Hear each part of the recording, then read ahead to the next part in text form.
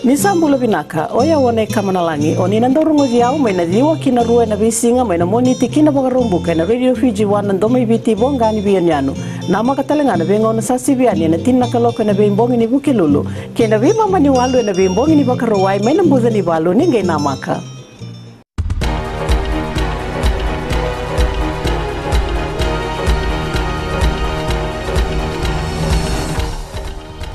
Ni sambula. Sai koyangona Vakaleleka ni nonda itukutuku. Esta main do laba ena mataka ni kuwa na liu ni matani tu ko borenga main marama. Nambos ni vei matani tu lalai ka sanga i vakatora taki ena Pasifika. Nambos ngo e main biu batakina na nonda na numa. Ina vakatutu mena kau kina bos ni vei matani tu lalai ena burubura ka daka mai Samoa ena baki mayongo. Etu kuna vei ira na leo ni bosi main marama. I lebu sar na mole menda na rawata ena buku ni vei ka tarai kenda na vei matani tu lalai.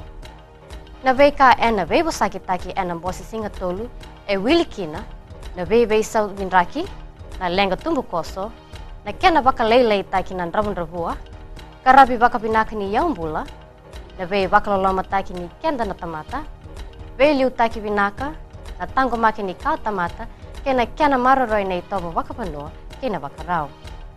Essa ambasi katale endona lenga lebu kina nonda market ni ndalo ki China. Oyana kena sa la baka ko China endo tale na idaba ni veka e volita kiani o viti. Tukuna o alfereti ya na baka lesi kangarapa na nonda market ni voningele na AMA niongo ena tarana nonda volita kindalo. Ongo na bune essa taro vitu manda kina na volita kindalo ki veir na dautete. Ersa bangka ngati kuna ubisa ena nona mukulaki endona dorobo leilai mai nasese e suba ena mada saoti. Ena nona senga ni baka donu e me volita kana wenga ni vei baka mateni taki. Eka ena tuku ni ra tukuna buana ngone tangani yang bagi tini kaba oire ngone buli lewu zake me bua me volita ki marijuana. Era mukuti ko ni senga ni bena kata me baka ezor nona ngangande. Esa bakan deita kana tuku ana na isoro ena tamba daka baka ubisa kakania yado na vei moku ena lote lew saoti ena mbarabi mai nasi se rota na singa lew ni singoya.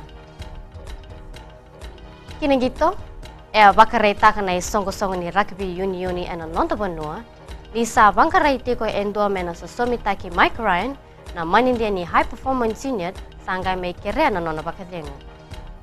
Mai bakadengo ena mada sa oti ko Ryan ni oti ni dona ngona leka ni nona tortu mai nei tutu oya. Taba keri na Vakaleleka ni nonda tuku ni mote manda.